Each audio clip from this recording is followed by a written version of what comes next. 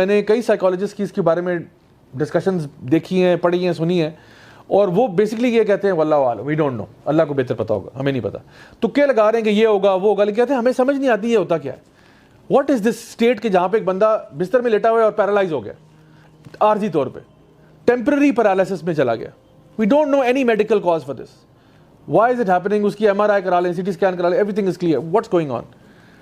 ہمیں پتہ ہے اسلامکلی کہ دس از بیسکلی شیاطین افیکٹنگ اے پرسن. اچھا, میں آپ کو ایک بھائی کا واقعہ سنا رہا ہوں جنہوں نے واؤچ کر کے یہ بات بتائی, اور میں خود بھی پرسنلی بہت لوگوں کو اس پہ ہیلپ بھی کر چکا ہوں, getting out of sleep paralysis. تو ان کو میں کہتا ہوں کہ آپ رات کو سونے سے پہلے اپنے اذکار پڑھا کریں. سب سے پہلے تو مغرب کی نماز کے بعد جو ہے نا ہمیں اذکار پڑھ لینے چاہیے شام کے. اس میں کچھ اذکار جس طرح آیت الکرسی ہے, جیسے 4 کل ہیں, ان میں سے 3 کل اسپیشلی قل هو اللہ احد, قل اعوذ برب الفلق, قل اعوذ برب الناس پڑھ کے ہاتھوں پہ بلو کرنا اور پھر اپنے پورے جسم پر رب کرنا. یہ نبی کریم صلی اللہ علیہ وسلم رات کو سونے سے پہلے 3 دفعہ کرتے تھے. اور سورۃ البقرہ کی آخری 2 آیات جو ہیں آپ صلی اللہ علیہ وسلم نے فرمایا یہ تمہارے لیے ہر چیز کی پروٹیکشن کے لیے کافی ہیں. پھر کچھ اور اذکار ہیں, مثلاً کہ بسم اللہ الذی لا یضر مع اسمہ شیء فی الارض ولا فی السماء وهو السمیع العلیم. ایک اور ذکر ہے اعوذ بکلمات اللہ التامات من شر ما خلق. ایک اور ہے اعوذ بکلمات اللہ التامہ من کل شیطان وہامہ ومن کل عین لامہ. یہ سارے اذکار آپ کو بائی دا وے حصن المسلم میں مل جائیں گے. اللہم عافنی فی بدنی, اللہم عافنی فی سمعی, اللہم عافنی فی بصری, لا الہ الا انت. یعنی یہ وہ اذکار ہے کہ یا اللہ, ہم ہر چیز سے اللہ تعالیٰ کی پناہ بھی مانگ رہے ہیں, اپنے لیے عافیت بھی مانگ رہے ہیں کہ ہمیں اللہ تعالیٰ حفظ و امان میں رکھے. تو اس میں نظر بد کے لیے بھی ہے اور ہر طرح کے شر کے لیے بھی ہے.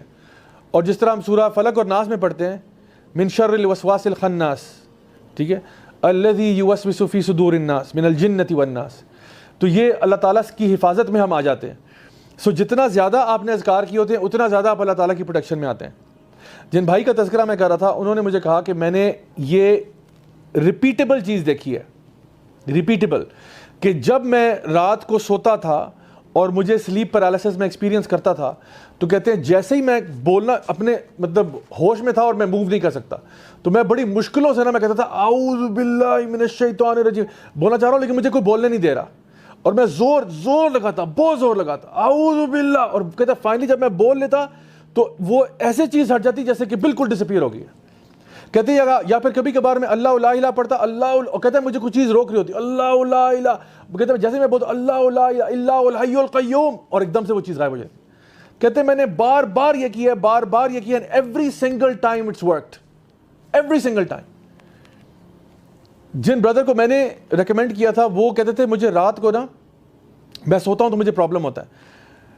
ہم نے ان کو ریکمینڈ کیا کہ آپ نا صبح شام کے اذکار پڑھا کریں, شام کے اذکار خاص طور پہ, تو ان کا رات والا مسئلہ ٹھیک ہو گیا, الحمدللہ رات والا ٹھیک ہو گیا. لیکن پھر کیا ہوا, وہ کہتے ہیں فجر کی نماز کے بعد جب میں سوتا ہوں تب مجھے ہوتا ہے. تو میں نے کہا کہ نبی کریم صلی اللہ علیہ وسلم کی حدیث ہے کہ جب آپ رات کو سونے سے پہلے آیت الکرسی پڑھتے ہیں تو آپ کے بستر کے ساتھ ایک فرشتہ تعینات ہوتا ہے آپ کی حفاظت کے لیے, جو صبح فجر تک آپ کی حفاظت کرتا ہے. فجر کے بعد وہ چلا جاتا ہے, تو فجر کی نماز کے بعد آپ نماز پڑھ کے فوراً سے بستر میں گھس گئے, now you don't have any protection. تو نماز پڑھنے کے بعد اپنے اذکار کرنا ضروری ہے. تو الحمدللہ جب ان کو ریکمینڈ کیا تو یہ کرنے سے فائدہ ہوا, یعنی کہ رات کو ذکر کر لیا, صبح فجر کی نماز کے بعد یہ نہیں کیا کہ نماز پڑھ کے فوراً منہ سر لپیٹ کے سو گئے, ایسے نہیں, اذکار کیے اپنے صبح شام. اور جو میں نے حفاظت کی دعائیں بتائی ہیں خاص طور پہ یہ, یا پھر قل هو اللہ احد, قل اعوذ برب الفلق, قل اعوذ برب الناس پڑھا, ہاتھوں پہ بلو کیا ایسے کر کے, اور پورے جسم پہ ہاتھ رب کیے جہاں تک ہاتھ پہنچتے ہیں. 3 دفعہ یہ پروسیس کیا, الحمدللہ نو پرابلم آفٹر دیٹ. سو میں آپ کو بتا رہا ہوں کہ یہ جو اذکار بتائے گئے ہیں یہ آپ کی حفاظت کے لیے. ایک تو ویسے ہی اللہ کا ذکر اکبر ہے, وَلَا ذِكْرُ اللَّهِ اکبر, وہ تو ویسے ہی ہے. It is the best of deeds. It is the deed that will raise your ranks the most. It is better than spending gold and silver in the path of Allah. It is better than jihad fi sabilillah اللہ. وہ تو ویسے ہی ذکر کے فائدے ہیں اتنے سارے, لیکن سب سے بڑا ایک فائدہ یہ بھی ہے کہ آپ اللہ تعالیٰ کے حفظ و امان میں آ جاتے ہیں, آپ ہر قسم کے شر سے بچ جاتے ہیں. گاڑی میں قرآن رکھنے سے کچھ نہیں ہوتا, قرآن پڑھنے کے لیے نازل کیا گیا ہے, ڈیکوریشن پیس کے طور پہ نہیں ہے. لوگ کیا کرتے ہیں, تعویذ پہن لو, قرآن گاڑی میں رکھ لو, فلان جگہ پہ قرآن رکھ لو, اس سے کیا ہوگا؟